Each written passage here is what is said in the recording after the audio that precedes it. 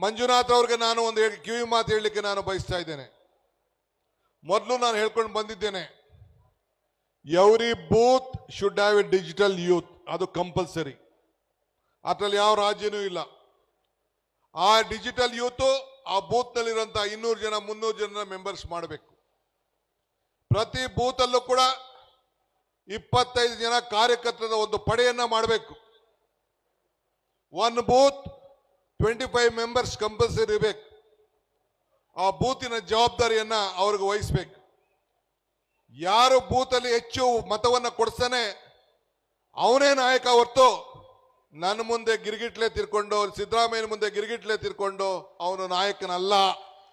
ಇದು ಹೇಳಲಿಕ್ಕೆ ನಾನು ಬಯಸ್ತಾ ಇದ್ದೇನೆ.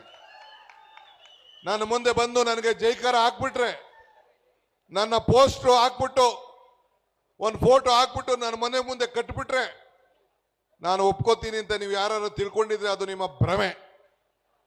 ನಿಮ್ಮ ಓಟು ನಿಮ್ಮ ಬೂತ್ ನಲ್ಲಿ ಯಾರು ಮೆಜಾರಿಟಿ ಕೊಟ್ಕೊಂಡು ಆ ಬೂತ್ ನಲ್ಲಿ ಹೋರಾಟ ಮಾಡಿ ಬಿಜೆಪಿ ವಿರುದ್ಧ ಹೋರಾಟವನ್ನು ಮಾಡಿ ಕಾಂಗ್ರೆಸ್ನ ಅಧಿಕಾರಕ್ಕೆ ತರ್ತಿರಲ್ಲ, ಅವರು ಮಾತ್ರ ನಮ್ಮ ನಾಯಕರು. ಈಗ ದೀಪ ಹಚ್ಚಿತು, ದೀಪದ ಹಿಂದೆ ಬತ್ತಿ ಇತ್ತು,